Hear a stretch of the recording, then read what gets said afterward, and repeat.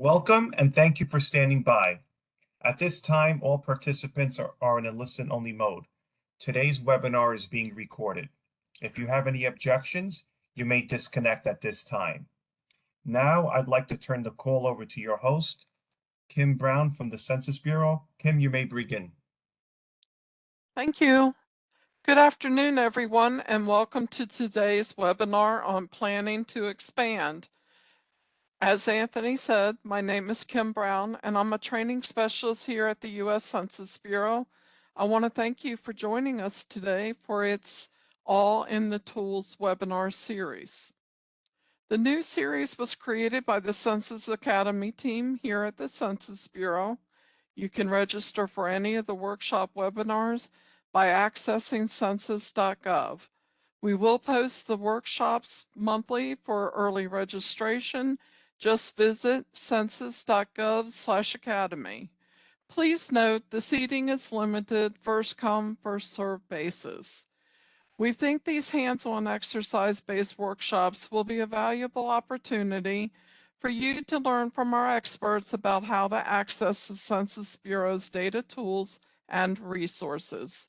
If you wish to follow along, take a moment now to open an additional browser to participate in the exercises.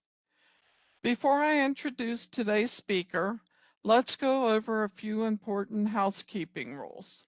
As mentioned earlier, this webinar is being recorded. For your convenience, it will be uploaded to our Census Academy site with all supplemental materials relating to the webinar. In terms of how to ask questions during the webinar, you can submit your written questions using the Q&A panel, which is at the bottom center or right side of your WebEx screen. Please take a moment to locate that now.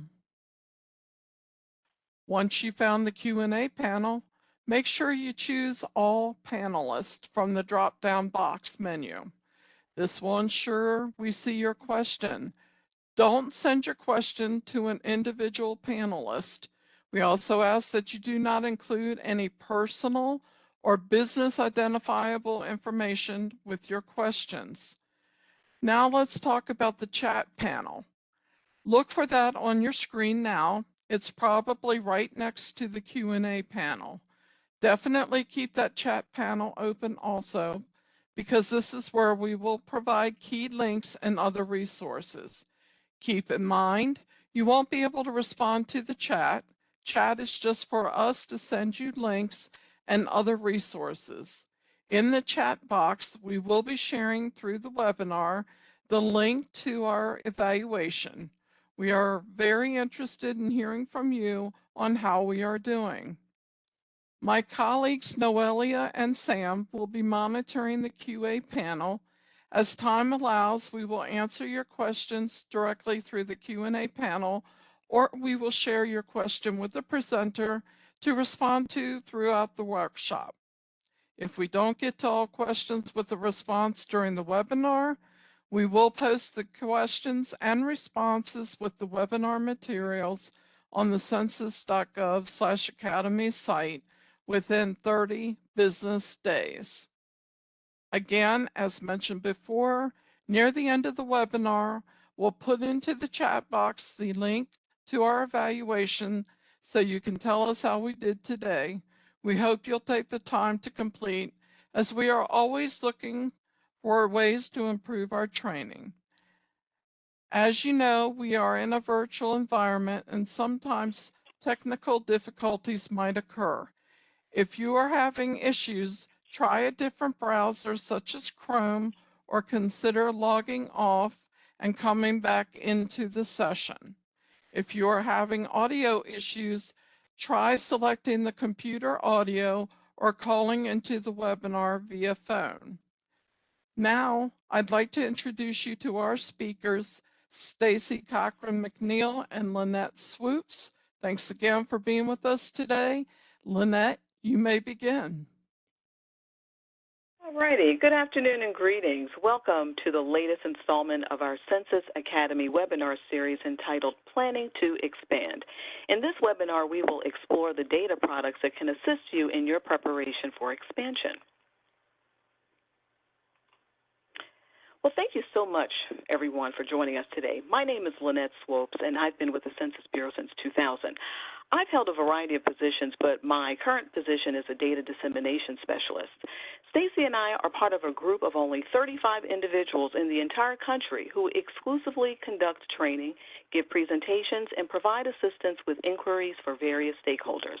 I cover southeastern Pennsylvania, D.C., and Delaware. Stacy? Hi, I'm Stacy Cochran McNeil, and like Lynette, I am a data dissemination specialist, and I am responsible for the state of Maryland and Virginia. Back to you, Lynette. Thank you, Stacy. At this time, I'd like to go over our objectives for today. I'm going to do an overview of the Census Bureau, talk about some expansion indicators, go over some steps to expand a small business, some key Census Bureau business data terms, and I'm also going to go over a case study. And I'm also going to go over quite a few data sources today: the American Community Survey, the ACS, Economic Census, NAICS codes. I'll get into what that is later on. Demographic profiles, and a few data visualizations and some economic indicators. And then I'll transition the presentation over to Stacy, where she is going to conduct a live demonstration of Census Business Builder and data.census.gov. The U.S. Census Bureau is the federal government's largest statistical agency and is actually the largest of 17 primary federal government statistical agencies. While we're best known for the decennial census, or census of population and housing every 10 years, what many may not know is that we conduct more than 100 surveys each year, including the decennial census, which is again every 10 years in the years ending in 0, the ACS, which data are collected every month of the year, and the economic census, which is a quinquennial census, which is collected every 5 years for the reference years ending in 2 and 7. What most people don't realize is that the Census Bureau is responsible for all the major economic indicators, such as the Consumer Price Index, unemployment rates, housing and construction starts, and many crime and health statistics as well. The reason why you don't hear about the census in the mix, so to speak, is because we are the agency who actually collect the data, and we turn that data over to the respective federal agency that crunches the numbers and release the data that everyone has come to love and know. We have a network of field representatives that collect data for over 100 surveys and who are in the field knocking on doors all 12 months of the year. The Census Bureau's mission is to serve as the nation's leading provider of quality data about its people and economy. Our goal is to provide the best combination of timeliness, significance, quality, and cost for the data we collect and the services we provide. So, you think that it's time to grow your business, huh? Well, I'm sure you may ask yourself, well, how do I exactly know when it's time to grow my business? This slide exhibits some of the seemingly obvious indicators that it may be time to expand your business, such as you having a loyal customer base. Customers are asking you, hey, you're running out of room. When are you going to open up another place? Your business has been profitable for 3 or more years. You have a strong team to support the expansion. You have a steady positive cash flow. You have more business that you can handle. You've identified a need for related products or services. You have operational systems in place, including business software that can scale. And again, you are literally running out of room. So now I'm going to walk through some of the steps that businesses can take and highlight the data that we have at the Census Bureau that can help you expand your small business. When we think about the way Census Bureau could help entrepreneurs with expanding their businesses, this slide provides a very simplified look at some of the basic steps that entrepreneurs experience when they are expanding a business. As I mentioned on the previous slide, you may want to consider adding new products and services to your mix. To make your expansion more attractive, you may want to change it up a bit, but you'll have to discover which products and services your customers want and how much they're willing to pay for them. Next, determine whether or not you can sell these products and services at a profit. The best way to accomplish this is to conduct thorough market research before committing any resources, financial and human, to a new product or service expansion. Ask your current customers what they think about your new product and service ideas, including potential price points. Your research needs to focus on customer demand for new products and services and what your cost will be to sell them. Step 2 is to conduct market research to determine if opening a second location is realistic. Let's say you are trying to open up a second Thai restaurant in Claymont, which is in Newcastle County in Delaware. Is it a good idea, or is maybe a neighboring town even better? Within the county, are there specific cities or towns that you may want to look at? What type of employment data or payroll data for the existing restaurants do we have, and what on average do restaurants in this county pay their employees? These types of statistics could be very useful to businesses when they are deciding whether or not their idea makes sense. Now, as you conduct this market research, you may find that you may have to scale back on expanding your business. Maybe opening that second Thai restaurant in Newcastle County is not a great idea. Maybe opening it in one of the neighboring counties is a better idea, or maybe not even opening up a second location at all. Maybe I want to open up a second location where it is a catering-only business, so that constant looping back and forth between step 1 and step 2 are typical of how small businesses expand. Once you finish completing that market research, businesses and entrepreneurs begin to work on step 3. They're looking at securing the funding that they need to expand their business, determining an actual location and signing a lease for that physical location, and all the other steps that are involved in getting the business off the ground. And finally, in step 4, the expansion opens. Even once after the business is open, you may periodically loop back to step 1. Let's say that catering expansion has been running for a year. It seems to be doing okay, but could you be even doing better? Should you maybe consider adding a product line to your restaurant? Back to that Thai example, everyone raves about my homemade sweet chili Thai sauce and my peanut satay sauce. And so much so, people always ask for extra. Perhaps I should bottle it up and sell it? Now, of these 4 steps, the Census Bureau can help with step 2. And when we help with step 2, it's important to think about the different types of businesses and how the Census Bureau data can justify opening up those businesses or not. Now, this slide shows the relationship between the frequency of data release and the level of detail. In general, the more timely the data, the less detail. You can see that the economic census is at the bottom of the pyramid because it takes place every 5 years and is the most comprehensive data source when it comes to business data. But as you move up the pyramid, the data that are released more frequently come with less details. Here we have some key terms that may be helpful for you to know when you're using Census Bureau data. So NAICS, it rhymes with snakes, and it is an acronym for the North American Industry Classification System. Now, in a nutshell, NAICS codes are numeric codes that are used to classify businesses into specific industries. It is used by businesses and governments to classify and measure economic activity in the U.S., Canada, and Mexico.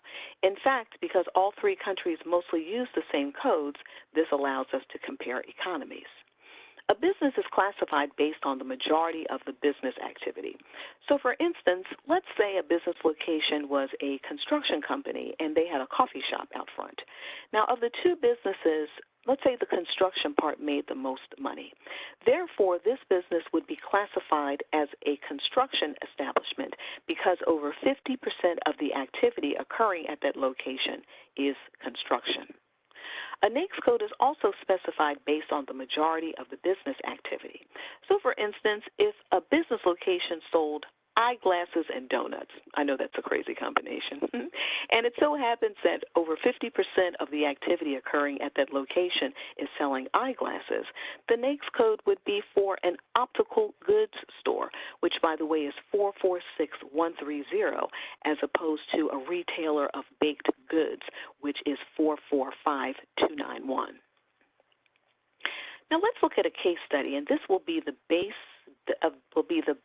of the type of data and the geography we will search for data. Everyone, allow me to introduce you to Lucy. Lucy owns a very successful fashion boutique at a mall in Delaware. She sells high-end costume jewelry and other accessories such as purses and scarves, but also sells specialty items such as luxury furs and designer clothing.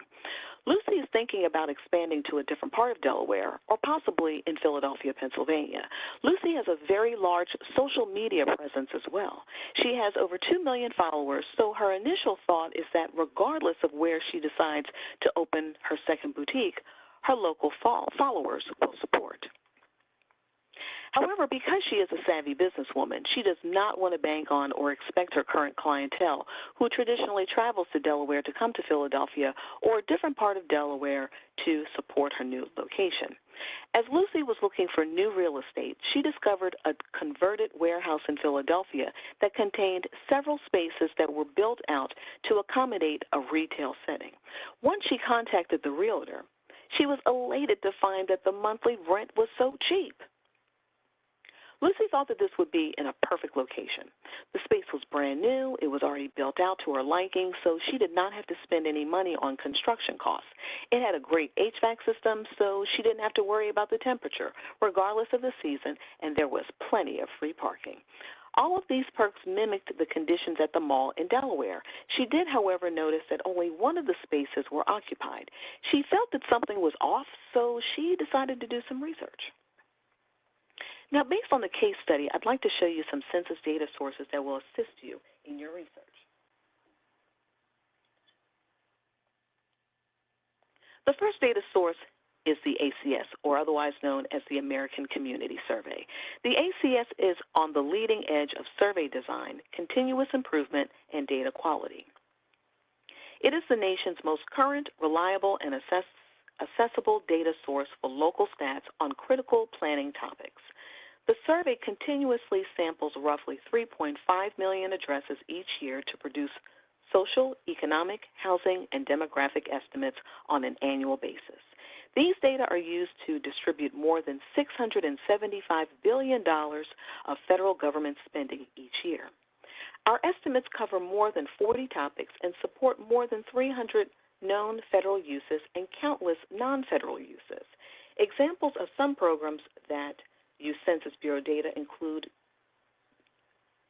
the following: the U.S. Department of Agriculture and their National School Lunch Program, the Department of Health and Human Services and their Medical Assistance Program and Head Start Program, Department of Housing and Urban Development with the Community Development Block Grant Public Housing Capital Fund, and the Department of Transportation for Highway Planning and Construction. These are the three types of annual data releases: our 1-year and our 5-year period data sets, as well as our 1-year supplemental estimates. The content collected by the American Community Survey can be grouped into 4 main types of characteristics: social, demographic, economic, and housing. Social characteristics include topics such as education, marital status, fertility, veterans, disability status, and place of birth. Economic characteristics collected include topics such as employment status, income, commuting to work, occupation, industry, and health insurance. The housing characteristics collected include tenure, information about occupancy and the structure itself, which includes home value, housing costs, inclusive of mortgages, tax and insurance, utilities, plumbing, kitchen facilities, and others. The ACS also collects the basic demographic characteristics collected on the decennial census, such as sex, age, race, and Hispanic origin. As mentioned before, each question on the ACS is used for federal and state government programs. These topics are used to produce more than 1,000 tables for local communities, leading to more than 11 billion estimates each year. The ACS provides data for more geographies on an annual basis than any other household survey. There are over 13,000 geographies for 1-year estimates, 15,000 geographies for 1-year supplemental estimates, and 776,000 geographies for the 5-year estimates. Understanding census geography is not always as simple as it would seem. The traditional methods of dividing up geography in the United States that most people are familiar with include states, counties, and zip codes. The census uses its own methods and terminology for geography as well, the most prominent of which is a division known as a census tract. Industries such as banking and real estate use census tracts as well. The image on this slide shows some of the geographies for which ACS data are produced and the relationship between them. As you can see, lower geographic areas fit neatly within the larger areas directly connected with lines. For example, school, congressional, and state legislative districts fit neatly within states and do not cross state boundaries. However, they may cross boundaries of counties or metropolitan areas. In this slide, you can also see the lowest level of geography is the census block. Now, as the slide says here, think of geography as pieces of a puzzle. Envision that this map of the United States is a puzzle, and each state is a puzzle piece. Each type of puzzle piece has a north, south, east, and western boundary. Keep in mind that all of these different types of puzzle pieces that I'm about to explain, you are able to get census data for most of these levels of geography, or data for most of these different types of puzzle pieces.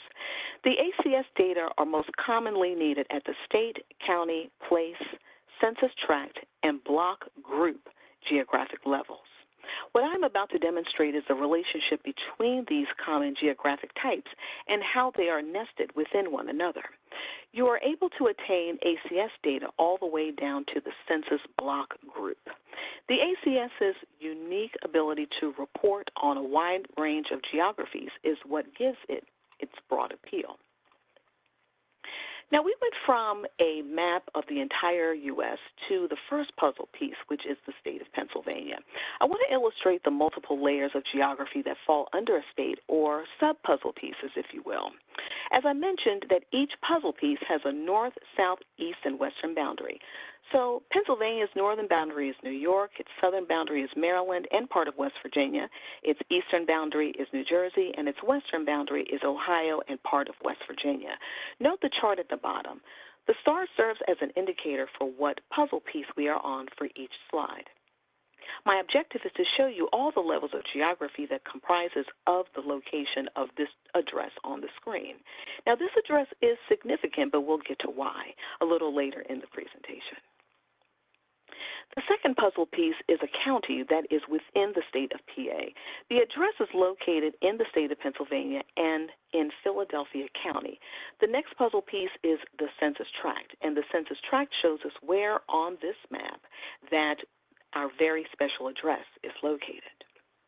Now, here again is a map of Philadelphia County, but you'll notice that there are a bunch of lines, and these lines make up a group of shapes. These shapes represent census tracts, or another puzzle piece, and each tract or puzzle piece all have a north, south, east, and western boundary. Now, one of the tracts in this red circle is the tract or puzzle piece as to where our special address is located. Now, based on this address, it is located in Census Tract 23. As you can see on the map, there is a north, south, east, and western boundary, which all have street names. Now, if you wanted to, you are able to get some census data for the census tract or this puzzle piece. Census tracts are small statistical subdivisions within a county with populations of 1,200 to 8,000 people and up to 3,200 housing units. So think of tracts as small towns, rural areas, or neighborhoods. Now, this puzzle piece, or tract number 23, can be further broken down into sub-puzzle pieces, which we refer to as block groups. And in this census tract, there are two block groups. So this is block group 1 in the highlighted blue area. This is where the address is located, and the remainder of the tract is block group 2. So again, our address is located in this part of the census tract, which is again block group 1, and the remainder is block group 2. The population of a census block group is from 600 to 3,000 people and up to 1,200 housing units. Now, the further breakdown of the block group is the actual census block. A census block closely resembles the geography of a block that you live on. So this is you have the entire Census Tract 23, and this area here is Block Group 1, and here is the census block that this particular address is located in Block Group 1002. And by the way, blocks are 4-digit numbers, and the first number of the block indicates what block group that it's in. So starting from the nation to the state of Pennsylvania, Pennsylvania is split up into counties, and those counties are split into census tracts, and those tracts can be further broken down into block groups, and the lowest level is the census block. It is my hope that you now have a better understanding of census geography. The second data source I'd like to speak on is the economic census. The economic census provides a benchmark for other economic surveys and serves as the cornerstone of the nation's economic statistics. It provides key source data for the gross domestic product, otherwise known as the GDP, national income and products accounts, the producer price index, and other indicators of economic performance. It offers information on business locations, the workforce, and trillions of dollars by sales, by product, and service type. The Census Bureau collects the economic census, the official measure of the nation's businesses and economy, every 5 years for the reference years ending in 2 and 7. Businesses are required by law to respond, and as with all data census collects, responses are completely confidential. The Census Bureau is required by law to keep all information that could be used to identify an individual, business, private, and secure. The economic census will gather 2022 year-end figures on close to 8.2 million employer business establishments, with approximately 4.2 million coming from direct data collection and administrative records being used for the remainder. The results we compile will be available for all to use, free of charge, and will be published on the Census Bureau's website. As per the date on this slide, the due date for responding to the 2022 economic census has passed, but it's not too late to respond. Businesses that received an invitation to respond but have not yet replied are receiving past due notices with instructions on how to respond and how to receive assistance if needed. Response to the economic census is required by law, so if you or someone you know has a business and you received an economic census form, I encourage you to fill it out because it's not too late. The ACS is the primary data source to understand local conditions and trends throughout the U.S., so it's a rich source of information for businesses. The ACS provides critical information that businesses need to make investments and operational decisions to help generate economic activity, boost employment, and improve the standards of living in communities across the country. Here are some examples of how ACS data are used. You can use it to determine when and where to open new facilities or expand existing ones based on population and demographic trends.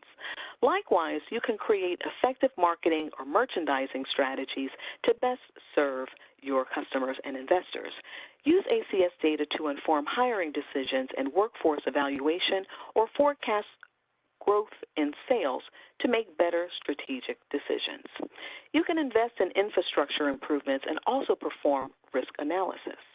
We feature several videos in the library section of the ACS website that showcases how ACS data are being used by the business community. One outstanding example is how Target uses ACS data to better serve their customers. I encourage you to look at the Target video, and I have the link at the bottom of the slide. The third data source I would like to show you is how to obtain your NAICS code. Economic census data are published by the 2-digit sector and the 5- or 6-digit industry code. From www.census.gov, please look to the upper right, and you're going to click NAICS code.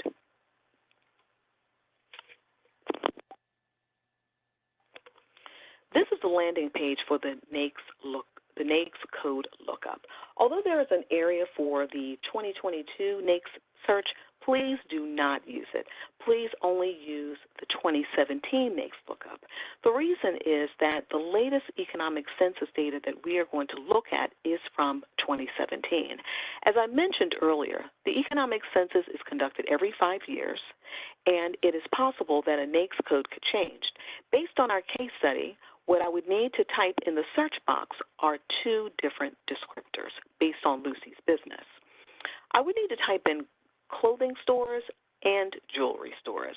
As you see on the screen, the NAICS code for women's clothing stores is 448120, and the NAICS codes for jewelry stores, but specifically costume jewelry stores, is 448150. Because Lucy's business encompasses two types of retail, she may want to look at both. By the way, the NAICS code for the women's and girls' clothing stores will be different when the results of the 2022 Econ Census are released. I found this out as I was creating this presentation, so I felt it was important to mention it.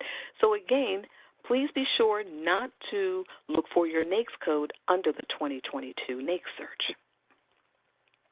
The fourth data source I would like to show you is how to obtain a demographic profile for the area that you are interested in expanding your business. You would first need to go to www.data.census.gov. The slide here displays the home page for the site. You would need to click on Advanced Search. Our second step is to establish our geography. Now, in this third step, you must select the level of geography that you want to see your data displayed. Since Lucy is looking at Philadelphia, Pennsylvania, our objective here is to find data for Philadelphia County, so you would select county, and then you would select state, which is Pennsylvania. And then you would need to select Philadelphia County and click Search on the lower right. Now, I'd like to call your attention to the search area at the very top of the page. You would need to type in DP for demographic profiles and click the magnifying glass to search. We now have access for all of the demographic profile tables in Philadelphia County. Now, we will have a look of what are the data that are contained in these profiles later in the presentation when Stacy takes you there live. I'd like to mention that these data are also available by race, but we will not cover race in this presentation. I'd now like to present some useful business indicators. This visualization is information on business formation statistics. What this is are tabulations on business applications and formations in the U.S. at quarterly frequency, including projections for recent and future quarters. So why is this information important if you're looking to expand your business? This can serve as an indicator on how the economy is doing based on the region you are located. Do the number of business applications continue to increase in your region, or are they decreasing?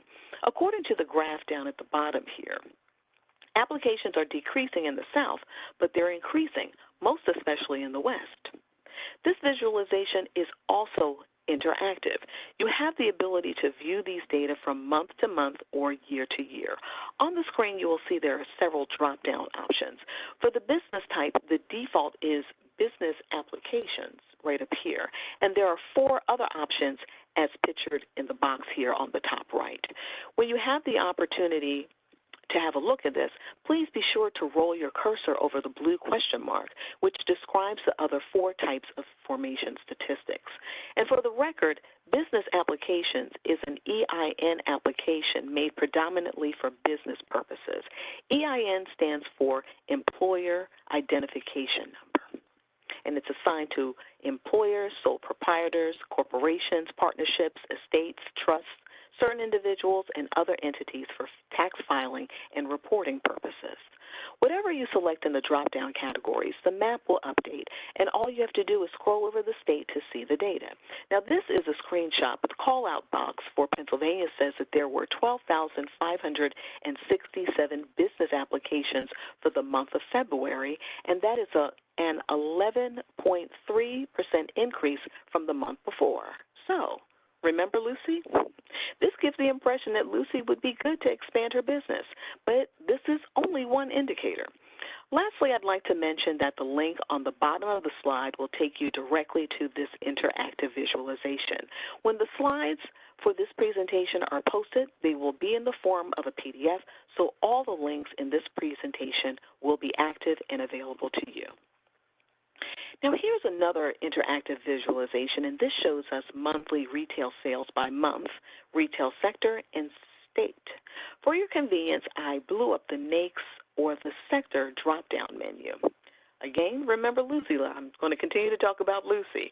Her sector is clothing and clothing accessory stores. Once again, you will roll your cursor over the state to see the data. Again, this is a screenshot, but the call-out box for Pennsylvania says that in November of 2022, clothing and clothing accessory stores decreased by 1.1% from the same period in the previous year.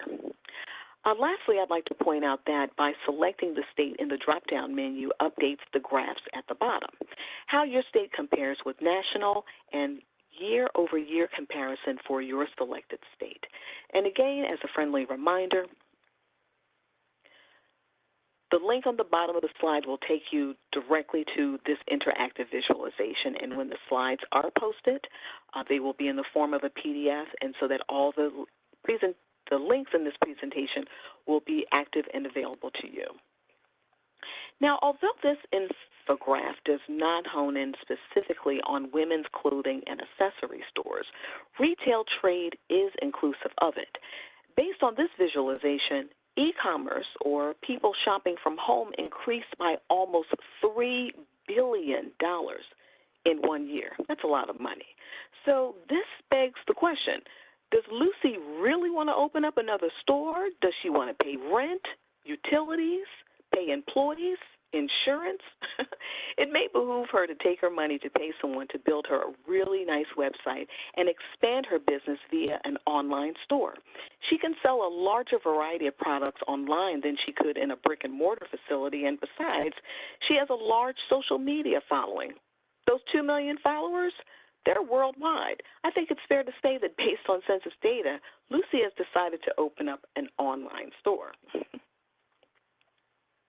The U.S. Census Bureau Index of Economic Activity, also known as IDEA, is an aggregation of 15 of the Census Bureau's primary economic data series that provides a single time series constructed as a weighted combination. This monthly index is constructed from time series of actual and estimated monthly growth rates. On this slide are 2 of the 15 economic indicators that a retail business owner should be interested in: quarterly profits and advanced monthly retail sales. First, what are economic indicators? Economic indicators are individual pieces of data that are used by economists and analysts to interpret the current financial health of different aspects of the economy.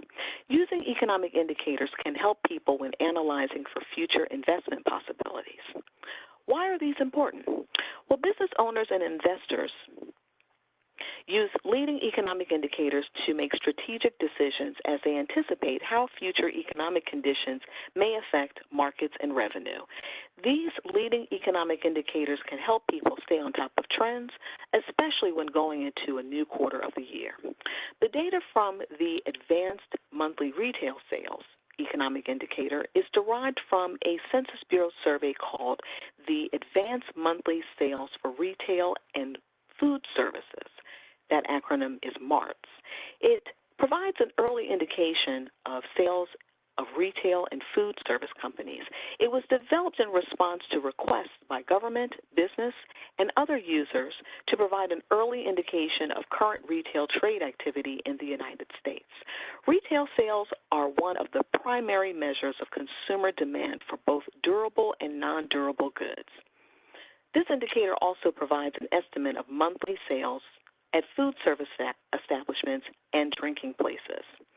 The quarterly profits report is available for all NAICS industries. This infograph represents the dollar amount of profits the retail industry incurred in the current quarter to the last quarter. For a detailed explanation and additional reports, the links at the bottom of the slide will be available to you. Now, are there any questions in the chat that I can answer at this time?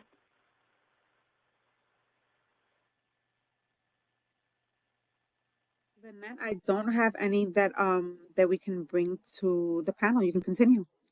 Okay, will do. Well, I'm going to stop sharing at this time, and I'm going to turn it over to Stacy. Okay, great. Thank you, Lynette. I'm going to go ahead and start sharing.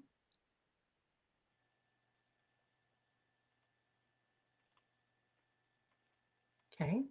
Stacy, I can see your screen. Great. Thank you very much.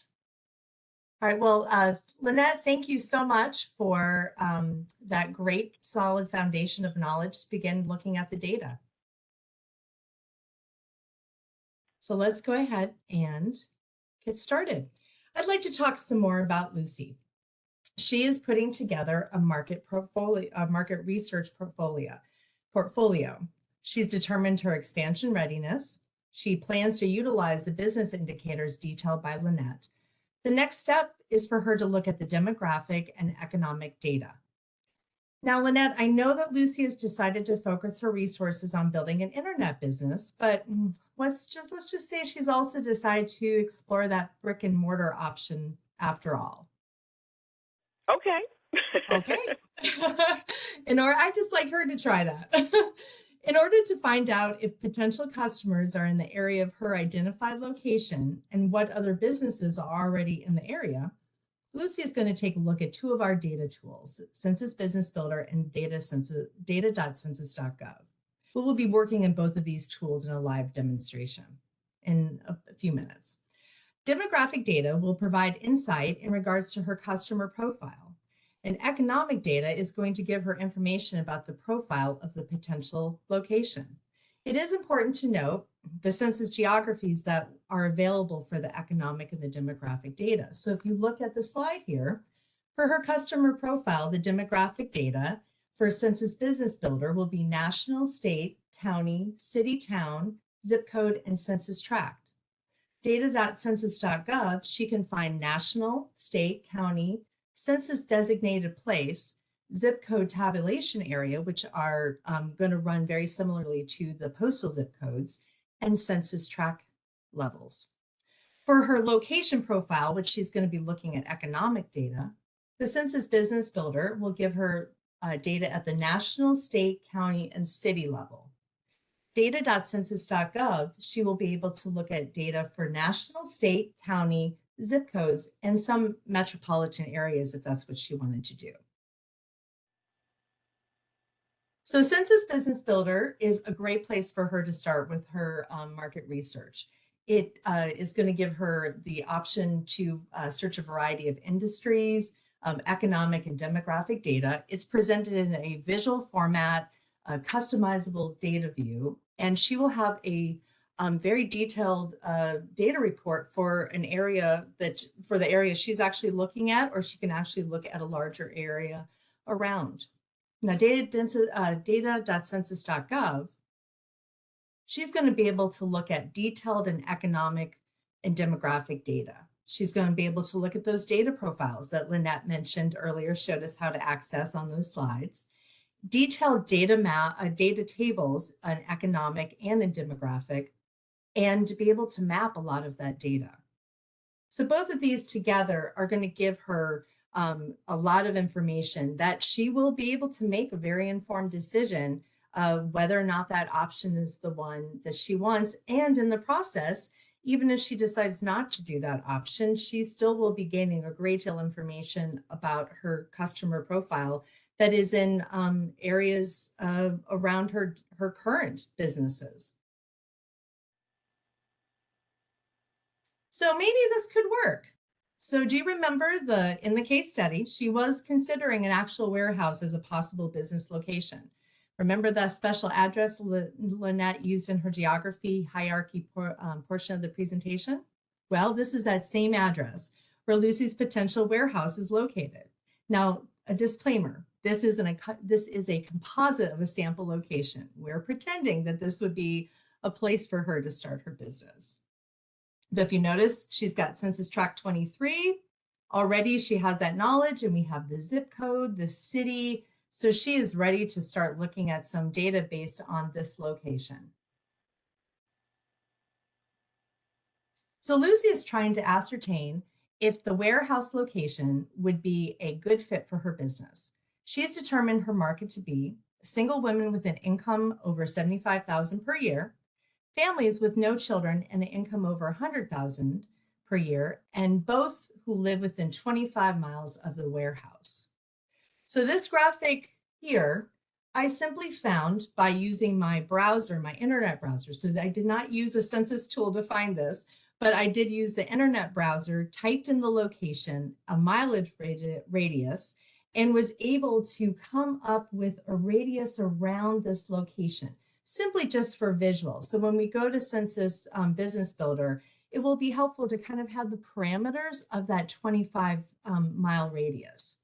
I wanted to point this out because I do feel like that we're, Lucy and all of us are going to be forming a toolbox or a collection of different tools and pulling in different ways to gather data. So it's not just one tool, it's not just one data set, it's not just one process or strategy to determine whether expansion is the right move for you. It's going to take lots of different avenues of finding out that information. So just using your simple browser and looking up this kind of information can be very helpful for you. So with an understanding of her customer profile, her location, and the service radius, she can now start taking a look at the economic and demographic data. So let's go ahead and start with Census Business Builder.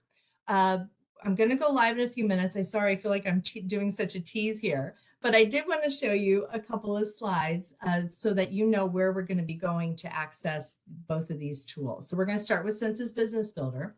We're going to be going to census.gov.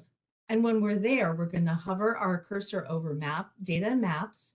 We'll click on data tools and apps. And then we're going to be scrolling down and finding Census Business Builder and clicking on that. And then this will be the landing page for Census Business Builder. We're going to click on the tool link. And then this will be the screen where we will type our information in and get started.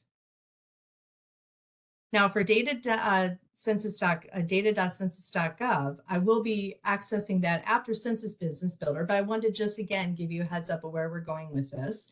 We're going to be going back to census.gov. We're going to hover over data and maps, and then we can simply click on the link here for data.census.gov. Once the search screen then appears, we are going to be first starting with an advanced search because we're going to be looking at those data profiles. And then we will start looking at some economic data in data.census.gov by doing a single search. And hopefully, if we have time, we will do the advanced search as well. Now, if you miss any of the steps when I go live, please be rest assured that when the presentation is posted, it will include all of the screenshots of all of the steps that I walk you through today.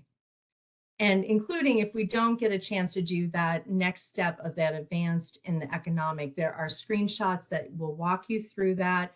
We also have included a great deal of online resources, which include some training opportunities and lots of different frequently asked question links. You will not be alone when you're trying to figure that out. We've made sure you have all the skills all the information that you need to develop those skills.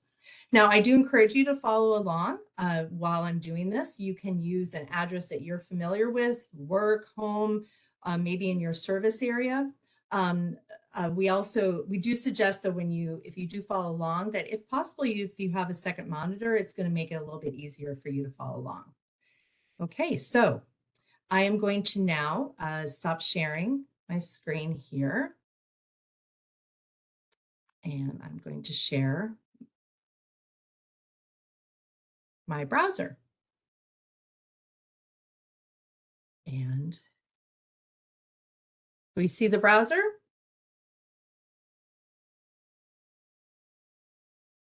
Okay, I'm going to assume that we do see okay, great. Thank you very much. Okay, so we are at census.gov right up here. You can see that. So we're going to come to data and maps, and then we're going to come down to data, tools, and apps. And we're going to scroll down. And you can see we have about 58 data tools, give or take maybe one. And there are so many to look at. So I'm just trying to go slow so I don't make you dizzy. But I do encourage you to come back into to census.gov and take a look at all the data tools that we have. So we're going to click Census Business Builder right here. And scroll down. And we're going to click the link to the actual tool. And here we are. So when you open up the app, this is what you will always see. So the first couple of times that you're in Census Business Builder, I do recommend that you take a tour. It will reinforce what I'm showing you today and just help you really get familiar. It's a simple click around the different features type of tour. So you can click when you're ready to move on to the next one. It's very useful. But for our purposes, I'm going to start typing in Philadelphia. So the nice thing is I don't have to type very much, and all of a sudden it starts giving me suggestions. This is a constant through most of our tools, and it's a really nice feature. So I'm not a great speller, so it always works very well for me. So we've got options here for metro, county, and city. Now, in terms of Philadelphia, Philadelphia County and Philadelphia City are the same. That is a unique situation for Pennsylvania and Philadelphia. So we could actually choose to look at Philadelphia County or Philadelphia City. I'm going to start with county because I would like to be able to compare the other counties around the area as well. So I'm going to click this. And as it's loading, you can see you already have data. This is what is really great about Census Business Builder. With very little effort, you have some data to start looking at. You can see here, again, we're looking in Philadelphia County. You can see that that's up here in the geography area. And we know that we're in the county because this is blue. And we're at a level where we're zoomed in where we could actually look at all of these. And we know that because these are dark, they're black. If we were out too far, you can see how these become gray. And so then we're only able to access these three. So I'm going to zoom back in. So here we are with our county. So I just wanted to go ahead and start walking us around what we're looking at here. I'm going to start with the dashboard. And right now we have some data that is already populated right here. We know that this is our population of Philadelphia County, and anything that is on this side is considered a mapping variable or a primary variable. And so since it's a mapping variable, then we know that that's what this map colors are referring to. And we know that because of the legend over here. So right now this is showing us that there are anything in this blue is between 850 and 1 million, 1.5 million, excuse me, almost 1.6 million. And then we have this lighter right here. Now, so we have these different shades. So this is really great because you can start looking at the counties around the one that you're looking at. So if we come back to our dashboard, we know that the median household income is $53,000. And when you put your cursor over that, it allows you can actually change that variable, or you could make it the map variable. So if we do that, click that star, now this is now our primary variable, our mapped variable, and you can see that over in the legend over here. On this dashboard, we also have the geo ranking. So it's actually comparing this median household income to the other counties around the area. So this time series is not available for this median, but I know if we were to go back to the population, it is available for the population and then for the geo comparison. So we already have some business data, and we haven't even put in any sort of select our variables for our custom industries. So we know there are 29,000 employer establishments in Philadelphia County. So we can, like I said, come over here to this little pencil, and we can edit and change any of these variables. This is our primary categories. This is the secondary categories. And the secondary categories, we can choose the demographic, the socioeconomic, housing characteristics. The primary categories give us consumer resident data, demographic. And the nice thing about this is that when you put your cursor over any of these variables, the description pops up for you. And so you have the information of what you're looking at. You have some of the business, the building permits, business annual, quarterly. So, and the consumer spending. So we will take a look at that, but I'd like to, before we do that, I would like to come up here and start looking at our custom industries. So we're going to click on this here. So we have a couple of ways we can do this. We can actually click add an industry, and it gives us the popular industries that often are selected. So if we wanted to choose retail, which the clothing is going to be under, we know we have the clothing stores right here, but actually I'd like it to be a little bit more specific than that, because we know that she's actually looking at women's clothing stores and that costume jewelry. So we're going to come back over here, and we're going to actually start typing in clothing stores. So it is recommended that you start rather kind of broad on your search and then narrow down, because then it gives you the choices to be able to choose, or it gives you the selections that you can choose. So here's the clothing stores, but if we start scrolling, you can actually see here's our women's clothing stores right here. Now let's go ahead and go back and take a look for the jewelry as well. So and the only thing we have to do that is just click here. And then we can actually type in jewelry. Oops. I'm going to put stores, because when you put, again, jewelry is very broad. So you're going to get manufacturing, you're going to get precious stones. So right off the bat, this costume jewelry store comes up. And this is just another, you can put either one in there and it should work just fine. But if you find it doesn't, you can always come back and try it again. So now we have two of our industry variables selected. So we can just come up here and X out of that. And right off the bat, we've got more data. So right now, without doing anything else, we have 150, we know that there are 159 employer establishments in Philadelphia County for women's clothing stores and clothing accessory stores, which is what the costume jewelry store fell under for the NAICS codes. So this is nice because you don't necessarily have to have looked up the NAICS codes. You can put your category in, but just like with any of the tools and any of the data, sometimes it does take some trial and error to find the one that fits for you. So sometimes patience does work if you're trying to kind of try different possibilities of descriptions.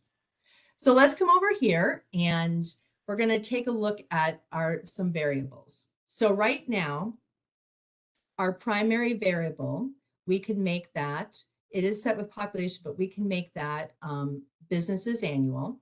So that means that and all employer establishments. So now that becomes that mapped variable right here. So then let's go ahead and choose a secondary variable. So you can select here to make that blue or highlighted. It's not really highlighted, but it selects it. And that's our secondary categories. So we can actually choose the consumer spending, or we can come down here and choose one of these secondary categories. So I'm going to do that consumer spending because I like the fact that I can look at the consumer expenditures per household on apparel and services. Now, if I click that caret down, it gives me a lot more choices. So let's just go ahead and put that women's apparel in there to see. So then I'm going to X out of this. So now we have these two variables right here, and they are both mapped. Now, the stats that are here are going to be included in our report when we take a look at that.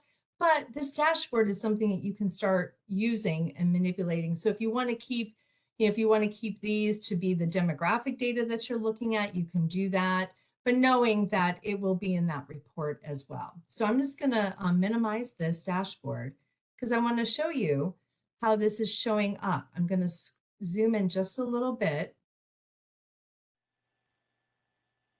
Actually, I'm going to zoom out. Thank you. That's going to be better than you can really see.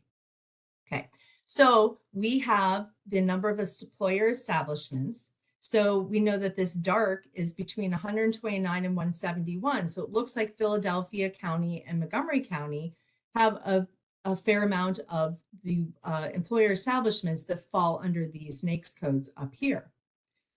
And then we have our secondary variable, which is also going to show up with the circles.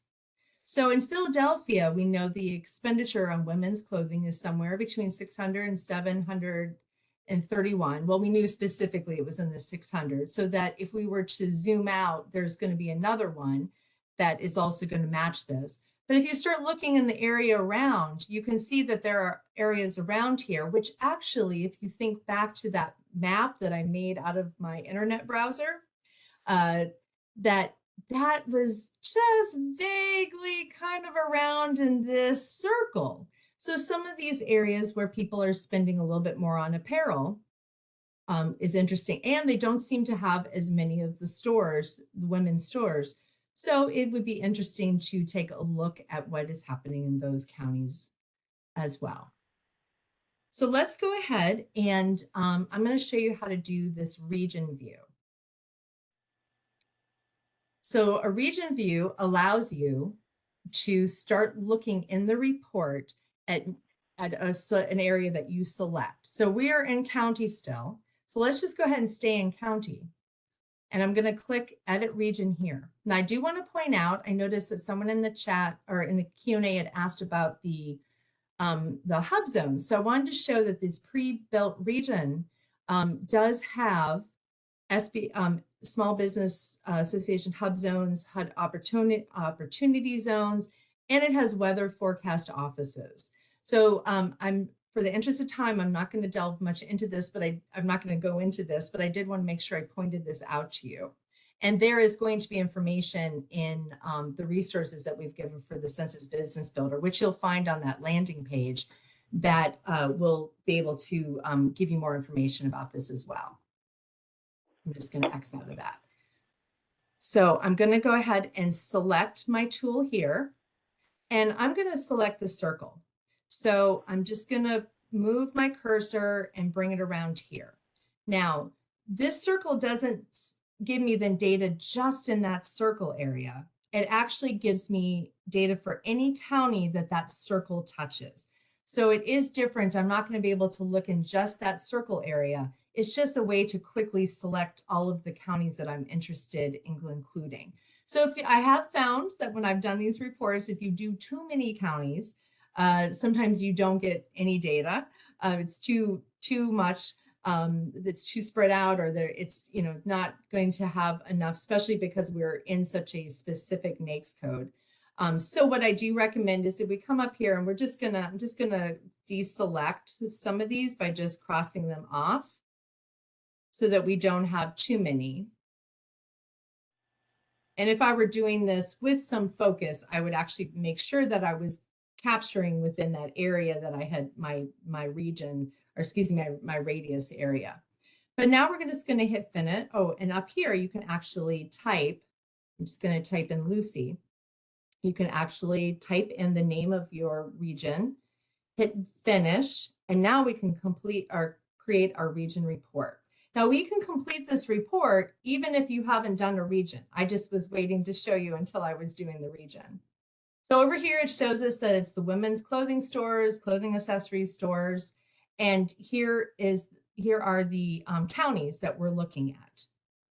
So here's your table of contents, which is an interactive table of contents. So we can click on each of these sections and it's going to bring us down. So this first part up here is all of that demographic data. So without even going anywhere else, you have different demographic data that you can use to see, is your customer living in this area in any of these surrounding counties from the location that you're considering. You have your demographic, which you can scroll down. There's quite a bit of information here. Your socioeconomic, again, scrolling down, housing characteristics. Now we get down to the business information. So we know that these are our selected industries. So unfortunately, it did not give us any data, and sometimes this happens. So most likely, we had selected counties where these were not enough of them to ensure privacy for the respondents. So again, it's that data point concept of the number of the amount of data that we have. So what I would suggest if you were doing this is that we would go back out and deselect and select again some different counties. But we can come up here and we can just choose Philadelphia County. And then we can come down and cross our fingers that there's a little bit of data in there for that. So we can just click right over here for employee businesses, and whoo, there it is. So we can start taking a look at that. So here's that establishment number. And again, we are still looking at women's clothing stores. Here, so this gives you some of the business or the economic data that you've got your payroll, and we can scroll down. Here's our revenue information. Now, again, there isn't any data available for that non-employer business. So that would be something you probably want to, if you wanted to know, is anyone running a store or a pop-up or something like that where they're not, they don't have employees. So then you're going to need to expand your search to be able to look at that. So again, but we do have the building permit information. So down here at the bottom is that consumer spending. And so that is a lot of, let's see if we can find that. Here's our apparel. And now that's that breakdown that we were looking for. So it's really useful, and you can download this data. You can download this report as a PDF, in Excel, or CSV. So it's really a useful tool. Again, when you pair it with all the other data that you're going to be looking at, you will have a very effective market research portfolio.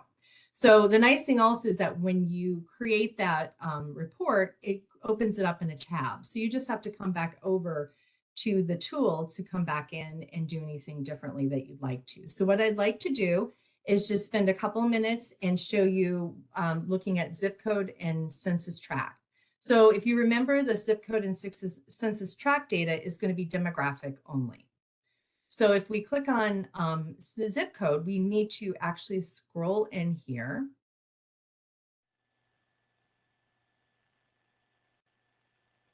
Okay, and we can come over here and we can put in our zip code, which is 19147.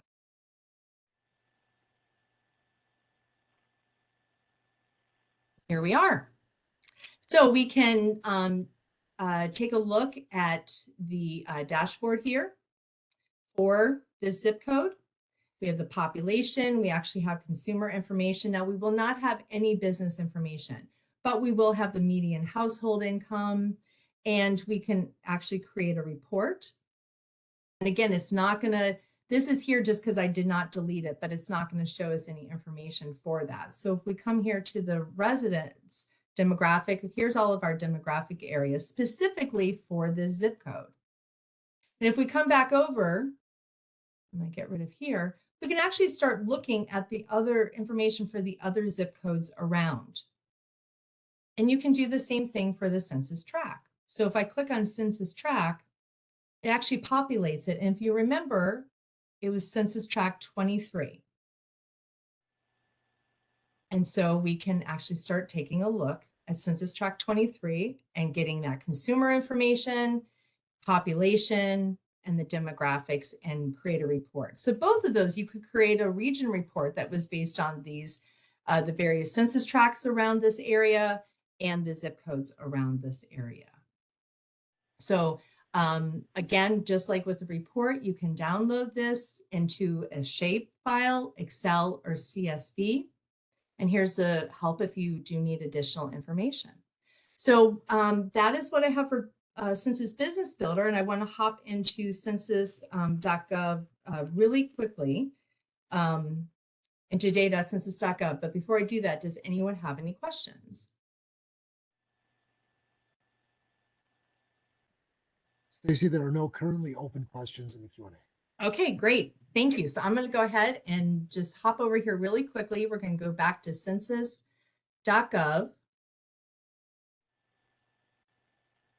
X out all of those.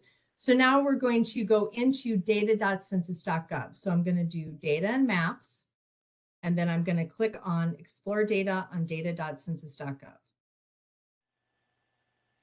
And here we are. So we're going to click advanced search.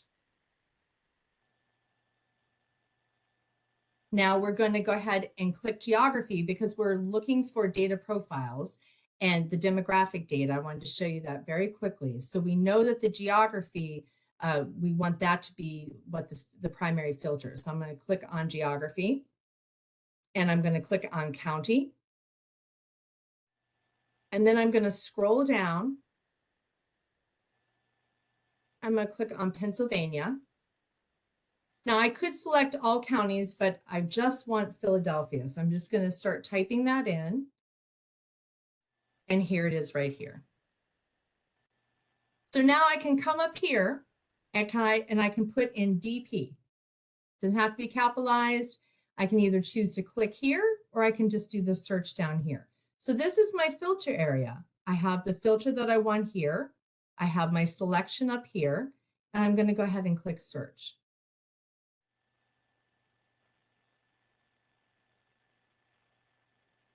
So when I do that, here are the data profiles that Lynette had talked about that come up. Now, the other profiles that come up as well, because we didn't specify a survey, we put in just general data profiles, were from the decennial census, but not the current one. We're waiting on those to come out, hopefully after May 25th. So when we do, these similar tables to these would be available.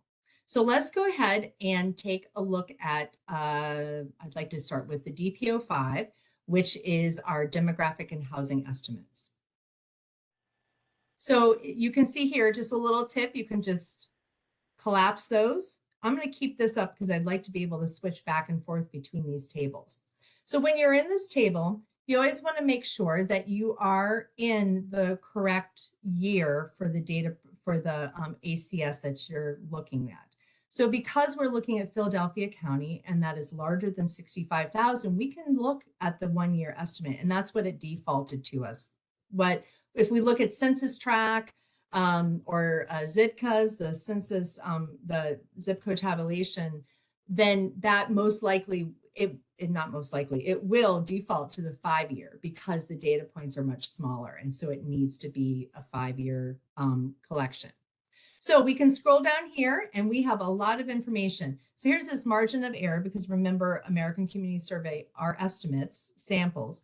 So it is going to need to show you what your margin of error is. So we're going to just click that and we can start scrolling down and just taking a look at, we have the age and the sex, and we have race, and you can see, again, how people have self-identified with the race and Hispanic.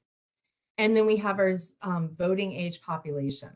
So this one, definitely not limited data, but it has a very limited focus. Let's go to the really, I like the selected, this one, selected social, I couldn't get the words out, for DP02. This one gives a lot of really great information. And again, we're still up here because we're in Philadelphia County.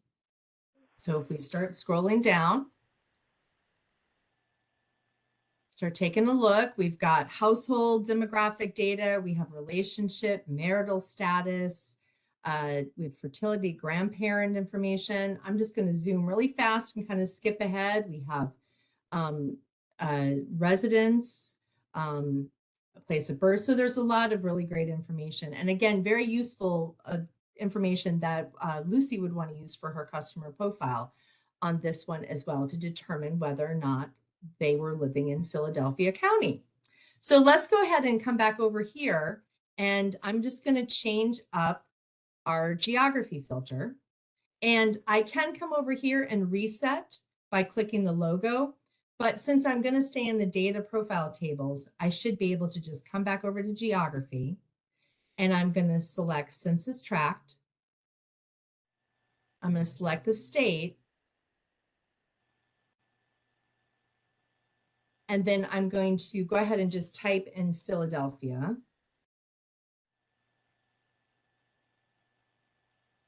And then I'm going to select all tracts within Philadelphia. Now we know that we have Census Tract 23. So I could actually do a search for Census Tract 23, but let's go ahead and just click this first. So I'm going to X out of this. And right now we have the DPO4, but I'd like to go ahead and come back over to this one here. Taking just a minute. Guess I should have gone with the one we had. There we go. So this is the first time in a long time, probably you've been told to ignore a warning sign. Go ahead and just click the open the table and it will be able to open it for you. So we're going to collapse this. And here we are with, it's broken down by all the different census tracts. So you can scroll across here and you can get your information based on all of these different variables. So because we're comparing all these census tracts, let's go ahead and click map. I just wanted to show you quickly how you can map something.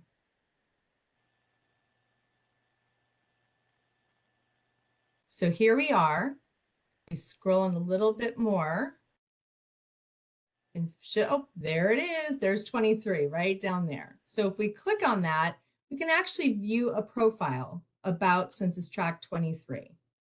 And we can do that for any of them. So this is, you can share this profile and you can actually find out information where the tables come from for each of the demographic information that they give. It's very useful.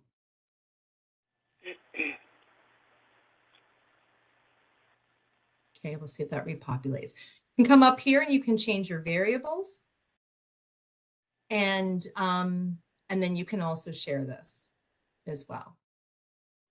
So that's just some of the basic features that you can do in mapping, but I know we're getting very close to the end here, and I wanted to be able to show you the economic data very quickly for the single search, and then that is what we'll have time for today. So I came back up here and I clicked on this, and then now I'm going to be putting in women's clothing stores, Philadelphia.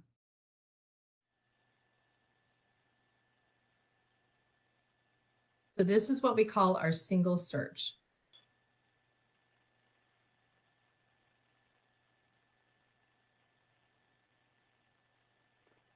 A little slow, I think it's getting tired. Okay, so here are our tables right off the bat, just by doing that single search. I wanted to show you this. You click view profile here, and this is going to give you a lot of really useful information based on this NAICS code. And again, you can share this and you can look to see what tables it comes from. It's very useful, similar to what kind of the same concept of the Census Business Builder, but really very useful. But we're going to come back over here. And I just wanted to show you one of the tables. And here we go. So this is our county business patterns, tells us right here the table. And if we start looking, scrolling across, this is going to give us all the establishments and the annual payroll. Now this is, again, because there's such a few establishments broken down here by the number of employees, the data is not available because of privacy reasons. But it still is great that you can be able to look at this in data.census.gov and find out that information as well. So I know we didn't get to do the advanced search, but again, when you get the when you are able to open up the slides, because they'll be posted, you are going to be able to walk through that in the reference section. We have slides, screenshots that will walk you through the advanced search for the economic. Okay, so I'm going to stop sharing my screen, and I'm going to then bring it back to our slides so that Lynette can finish us off here, finish our presentation.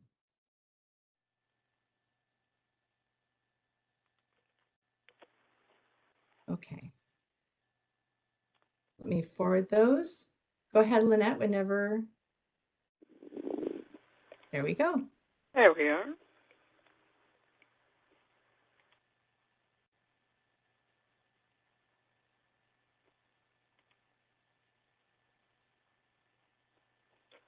All righty. I think, Can you see what I'm sharing? I'm still sharing the slides for you to run them? you are okay. I thought, okay, never mind, I'm sorry. All righty, well, thank you everyone for joining us today, and Stacy, I'm sorry, I don't see That's your okay. screen. Do you don't see mine? No, I don't. Okay, let me try again. Okay, well, I don't see your screen.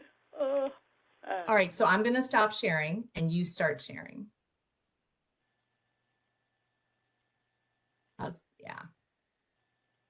Okay, so you can go ahead and share if you'd like. Okay.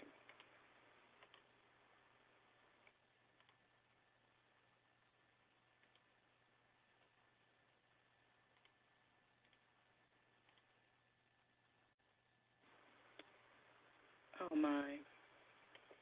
Okay. Our Yeah, apologies. Oh, that's okay. How about if I start it? there you go. All right. Well, Okay. we covered all the objectives and most of the objectives on this slide today.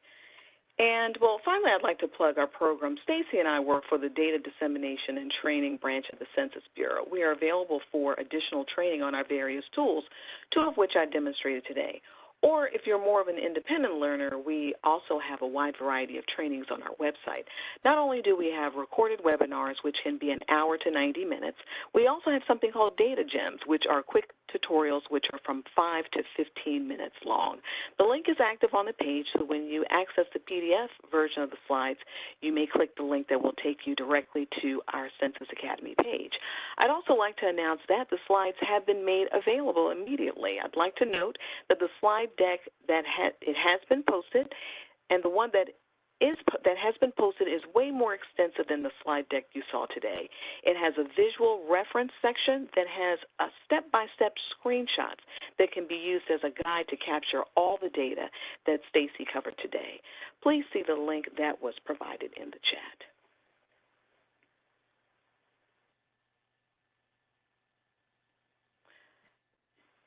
Okay. And feel free to get in touch with us. Our contact information is on the screen. However, for any training or data requests, please use the Ask Data contact information or scan the QR code on the screen here, as opposed to contacting us directly. These requests may ultimately come to us, but by using the Ask Data contact information, create the request in our tracking database and also fields the request to the DDS for your state. Please follow us on all social media platforms at U.S. Census Bureau. And also, if you would be so very kind to participate in our customer evaluation. The URL is on the screen, but upon disconnecting from this webinar, a special screen will pop up for your convenience that will take you directly to the customer evaluation.